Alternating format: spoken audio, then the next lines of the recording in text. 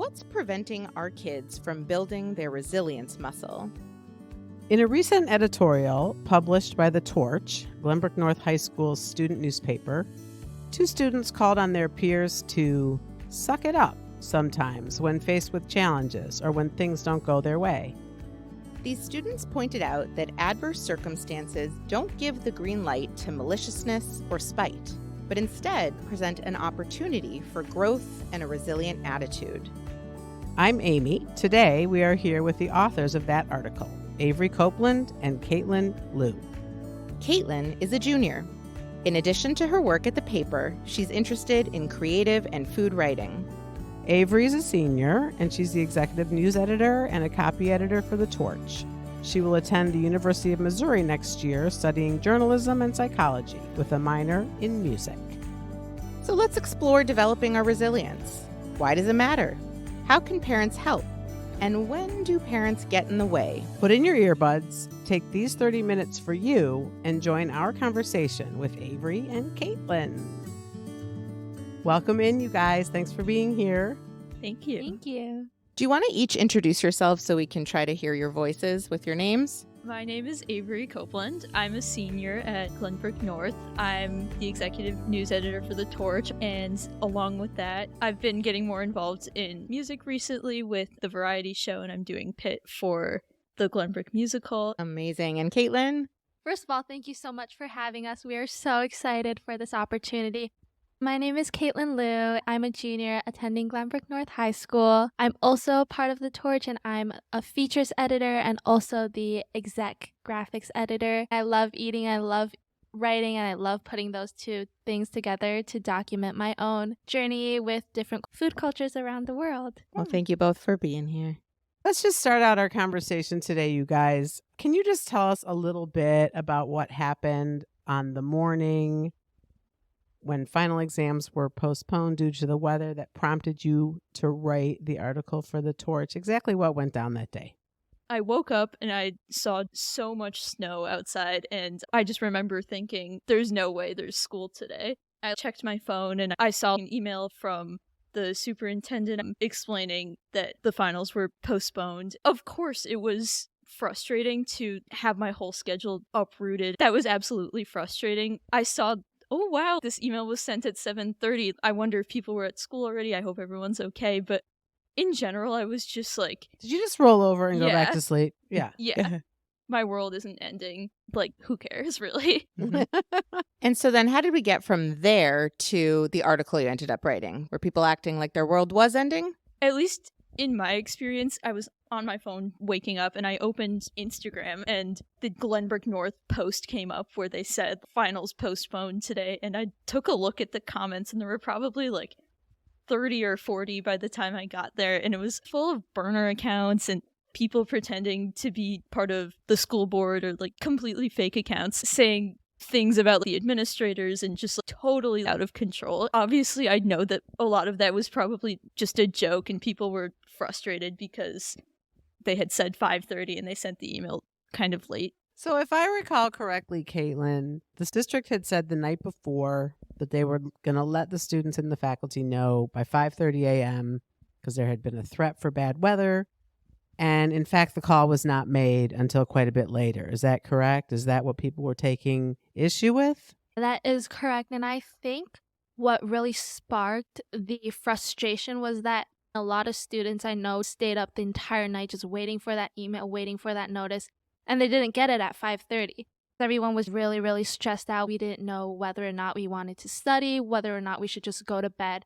And so I think this confusion sparked this frustration and annoyance at the administration. I got lucky because I didn't leave the house. I was putting my shoes on and my dad came running downstairs and he was like, "Kaitlyn, you don't have to go to school." And I was like, that's so exciting. It sounds like it was a frustrating morning. It also sounds like people got very reactive to that frustration. Can you tell us a little bit about that and conversations maybe you two had that then led to writing this article? Because your article is so in line with our mission and trying to reframe negative events and turn them into opportunities for growth and resilience. But it sounds like that's not necessarily the approach that others were taking in that moment. Yeah, and when you answer that, I'd be curious to know if you were surprised by the reactions that you saw, or whether you were like, oh boy, here we go again. After I saw the Instagram post and all of the comments from students, I remember I saw my mom looking in the GBN parents Facebook group, and she was mentioning to me how there were parents in there saying they emailed the school calling for no harm finals, and there were apparently people who said some of the administrators should be fired because of this horrible lapse in communication. Because no one ever makes a mistake. Right. My mom and I were talking about it. These people are human. They make mistakes. And then when we were talking about this article, and by we, I mean the rest of the editorial board, we collectively agreed that most of us weren't surprised by the reaction of no harm finals. For as long as I've been at GBN, I feel like I've seen so many petitions for the no harm or just cancel finals because of one thing or another. So I wouldn't say it was me being surprised, but I think we all agreed this is so minor. We need to pick our battles. Can you clarify, either Kaitlyn or Avery, to some of the parents who may be listening who have younger kids and wouldn't understand, what is a no harm foul? Yeah. No harm final. A no harm final is basically, as its name suggested, no harm. It's not going to bring your grade down. If it boosts your grade up, you can include the final grade, but if not, you keep your original grade. This has been a really hot topic, very controversial at our school. Other schools having optional finals, some having no finals at all. So I think with this event that people just started pushing for no harm finals, they wanted an excuse to have it. I remember very clearly that day saying to myself, wait a minute. So the finals that were being held, it was a Friday, no? I think it was a Friday. It was the first day of Everyone had studied. Everyone was prepared for those finals. And now we were suggesting that they were going to be pushed by a day. And all of a sudden, the nature of the finals should be shifted. Why did parents and students react that way? Like, what do you think perpetuated them to say, okay, well, we're pushing the finals by a day, so now they have to be no harm? When in reality, kids should have been prepared for the finals anyway, right? So what do you think was the impetus behind that? For me, and I know that other editorial board members on Torch and other Torch members talk about this, but it's really about this mindset that you're ready. For me, I had my calculus final on that day on Friday, and I was mentally prepared. I knew everything, and pushing it back, you forget everything during the weekends. You lose this sense that you are able to do the final, you're able to do it well. It's really hard building that mindset and needing to tell yourself, oh, I'm not taking this final. I have to go through all of that studying again before the final, go through all of that mental preparation. It's something that I think caused a lot of students stress and also made them even more anxious about something that's already so stressful. Can I ask about the stress element of that? One of the first things you said was people were expecting a response by 5:30 a.m., so they were staying up all night waiting for that response to come, and then it never came. I mean, as a psychologist, I hear that and my hair gets raised off of my whole body, knowing that, lack of sleep is going to actually increase stress. It's going to make everyone less available to do well on that exam. Can you talk about that culture a little bit? Like, why are people staying up all night waiting for that memo? Part of it is finals themselves are so intimidating for a lot of students, especially at a school like GBN where everyone's kind of competing with each other and everyone's very academically driven. Everyone wants to do really, really, really well. To know that people have 2 tests that can determine their entire grades, that is really scary for many people, especially for those people who may have grades on the borderline, people who are thinking a lot about college in an environment like GBN where everything is so competitive, and part of it is just how great of a school GBN is. It makes things like finals all the more stressful, and you feel more and more pressure to study really hard or try and do really well because everyone else is doing it and you want to kind of be on that level. It's a little social too. That's just part of it. But I think all of that extra competition fuels I'll just stay up a little longer and learn this last thing, and then to wake up and then find out that it seems like it's all for nothing. That's frustrating. So when your editorial staff sat down and you took all of that, what you guys just described, into consideration, I mean, it sounds like students were really put out by this cancellation. It was very stressful. What made you decide, instead of writing, "Dear District 225, thanks a lot for the late cancellation. You screwed us all." What made you guys decide to take the other road and remind people of the importance of accepting a pivot, developing resilience, and the things that you wrote about in your article? Towards the end, things just got very out of hand. And I think what stood out to Avery and I, and also the staff, is that they were demanding firing the administration over this. I know that the administration made a mistake and they were trying their best to fix things. They were sending apologies. And I think we felt that this was such extreme measures over this one thing. And also, as I was reading these Instagram comments, I found myself getting mad. I was enraged and I sat back and I closed my computer. I was like, what am I mad about? So I think it's just this environment that's really stimulating this anger, this frustration, but it's really based on this one mistake. That makes so much sense to me. I mean, negativity breeds negativity. The more Right. we are around that, the more people are getting upset around us, the more upset we get. And the worse off we all are, right? We can see that, we know that. But in that moment, when we are surrounded by that groupthink, it's very difficult to pull yourselves out of it. Right. Did you get any backlash? Sorry, Amy, I know you're No, go about to ask a ahead. question, but I I'm know, I have curious if you got any backlash from your peers in writing an article like this, the ones that were the most upset and that were, demanding the firing of administration. And here you are trying to find the bright side of this event. How did that feel to them? Short answer, yes. There was backlash. Honestly, a lot of it, I didn't really see myself in person. People were telling me, people from Torch, people from the board, people were passing along the things people were saying. Supposedly, people thought we got paid by the administration to write that because of the direction it took. It was controversial. A lot of people really liked it, and they thought, wow, this is so interesting coming from students. I had a lot of teachers mention that. And I think some students also did feel that way, but then from students that were trying to get no harm finals, they reacted a lot more harshly. On the day it came out, people were trying to find names of the people who wrote the article so they could find them. I don't really know what was up with that, but I remember seeing that and I was like, oh my God, it's just finals, move on. So I guess the good news here is that people read your editorials. So Right. congratulations. Yes. That's really good news.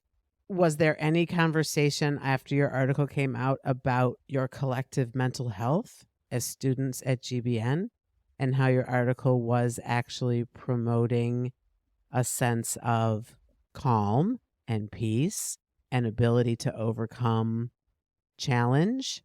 Did that come up at all, or was it all focused on what the article should have been? Yeah, there was definitely a lot of conversation about, how we were taking a really controversial stance. But what I found was interesting was that some students really liked this specific sentence. And then another student came up to me and said she really didn't like this sentence. She thought it was outrageous. It was about being independent, that high school students should be independent. They shouldn't have their parents make all their decisions. And I remember someone saying that this is the nature of our community. And I was like, so that's how you think. But then other students came up and said, this is just such a powerful stance. This is definitely something students should do. And I thought it was fascinating that two students could have such distinct interpretations of our work. That is a pivot that I somehow want to make here, because one of the things that we really wanted to ask you guys about is how much of what happened on that day and in the days after it and with your article was fueled by parents trying to speak for or in place of their kids, which is something that Ketch believes very strongly, both because data supports it and because we just know it to be good practice, that kids your age need to make their own decisions and they need to get through challenges on their own. Of course, with support, you're not adults. So how much of what happened was fueled by the parent side, and what messages can we talk about in this group here today to help parents understand why that makes it even more challenging sometimes? when we were talking about the idea at the round table, we were saying we want to use the GBN parents example. I remember like looking through those things that people's parents were writing, and I was angry. I think a lot of the response the school received was from students, and whether that was like constructive or not, I don't know. But I think the whole parent side of it was definitely a pretty massive part of it because, again, like when I was seeing those, I was like, why can't these students just say it themselves if they feel so passionate about it? I think part of what we were trying to get across in the editorial was we're in high school, we're not like fully functioning adults yet, but we should be able to not hide behind our parents. If you're really that passionate about something like this, you should be the one who's advocating for change, and you shouldn't have to rely on your parent to do it for whatever reason. What I saw was just this huge divide in parents' responses. So I know some parents, as Avery mentioned, just hopped onto Facebook and started posting comments about firing administration. I think that was definitely fueled by seeing their child stressed out. And I think the other side of this was more of what my parents took. If you're truly this enraged, then prove that you can do it. How about that? Can we have your Right. parents on the next podcast? Right. So I just think my parents just did an incredible job. They were like, if this is something that you think impacts you that much, take it as an opportunity to grow. Show that even though these things are out of our control, we're able to just adapt to it. These will be skills that will be really, really important later on. And not that you'll thank the school for making the mistake, but it will be a valuable lesson for you. So I think there's just this huge divide in responses, which is all fueled by their child's stress and their own emotions towards the event. What do you think it is about your parents that can be comfortable when you are not? When you're stressed, and you had studied for calculus, you had to postpone calculus. That was not an easy, pivot for you. What do your parents do? What is it about them that allows them to find that calm? I think what makes my parents just amazing, my parents have this relationship and it's not academic based. So my mom knows all of the drama that goes on in my life and I know about her girl drama. So just through that, we really learned so much about each other and I can open up about what's making me stressed. So she's not just seeing me stressed out. I'm able to tell her exactly what's making me stressed out so she knows how to respond. If she saw me stressing out and going crazy over this, then she'd probably be demanding things from the school and like saying, why are you doing this? But because I was able to open up to her and say, I was really mentally prepared for this, then she was able to give me advice about how to change my mindset a little bit. So I thought that's just something wonderful about my parents. But yeah.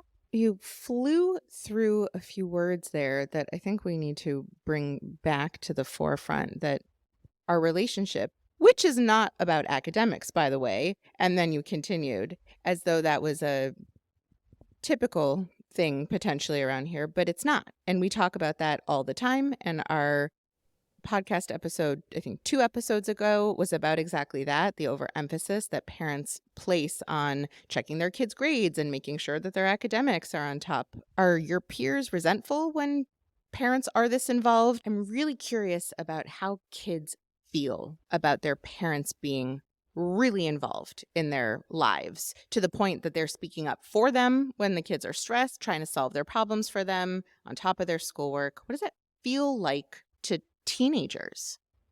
For me, my mom, she goes in and checks my grades from time to time, and I'm fine with that. She's just checking in, and if something's up, I know she'll come to me.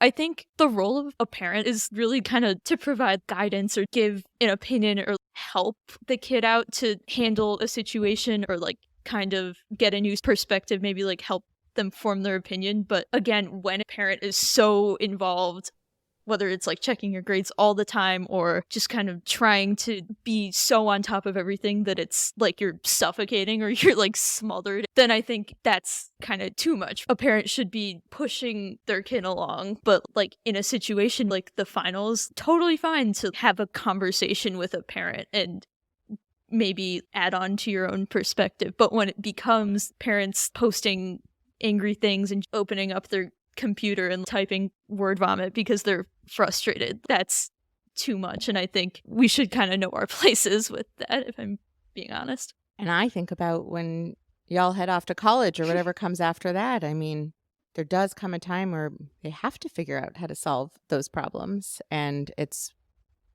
really hard to figure that out if you haven't built that muscle for years earlier on. I think it's really about parents and students finding that balance. So it's academics, but also being able to socialize, being able to communicate how you feel as a person. I think that is so important to develop this bond, this trust between parents and students. My parents trust that I know what I'm doing, and I think that's just developed through solid communication and then mutual respect for each other's time, and then waiting for me to open up, and I try opening up whenever possible. So it's just really about trusting each other and finding a balance between things. Amazing. I know we're almost out of time, and I wanted to end with a question about where the conversation goes from here. I mean, it sounds like you had a real split of reaction. This article turned out to be maybe a little more controversial than you had expected it to be when you first wrote it, but people are seeing different sides of this mental health lens and how to approach these types of problems. Do the students talk more about this? Does the staff talk more about this? Yeah, and just to add to that, what messages would you want to give to parents? Like, part of what Catch does in the community is to try to communicate to parents how they can purposefully parent, thinking about it, making choices rather than just hopping on the Northbrook train to Yale or whatever you want to call it. So, yeah, that's a lot to think about in your answers, but I wanted to add that. What I think is that mental health, like this term is thrown around so much today. Same with words like depressed or traumatic, that I think a lot of students and parents are kind of using this to justify every issue they have. And I think it's really about changing that mindset. Mental health issues are an issue, but what if you think more positively about things? And this is something that my parents and the people around me have ingrained on me. If you approach life with a more positive mindset and take it as an opportunity to grow, then that's going to help you later on in your life, right? Because things don't always go as planned. I think for both students and parents, I think it's really easy to come out of situations like the finals one and think, or like even in the midst of them, saying that was an attack on students' mental health or things like that. And obviously it did absolutely suck for me and every student who stayed up that night studying, but at the same time, the headline of the editorial was "Suck It Up," and which I guess is a very direct way of saying at a point we've all just gotta Deal with stop and right? think about it and then keep rolling, because you're not really gonna get anywhere if you're just like stuck on every little minor detail. And I think that's something we should all think about. It feels like the end of the world, but is it really? Will this matter in, I don't know, like a week or a month or however long makes sense? I think that's something we all have to keep in mind. When we're in college, we're not going to be able to complain about everything, because at a point, like, we're just whining about Bosses don't love that. Yeah. Yeah. Yeah. Wouldn't work out super well in the workforce. Same with professors. Yeah, you can't you kind of can't just whine about everything. And I think that would be what I would want people to hear. Just like stop and think for a second. Love that. Oh, well, thank you both so much for being here. And GBN is very lucky to have you. And I mean, we are just so grateful to know that we're not the only ones having this conversation, and it's not just adults trying to bring it as a trickle down, but that you guys as the students are having these hard conversations too. Thanks for listening to another episode of Parenting the Mental Health Generation. Stay current on all Catch programming by liking us on Facebook and Instagram at Catch is Community, or by visiting our website, catchiscommunity.org. We're glad that you joined us to continue the conversation. It's important to talk about our mental health and reach out for help if needed.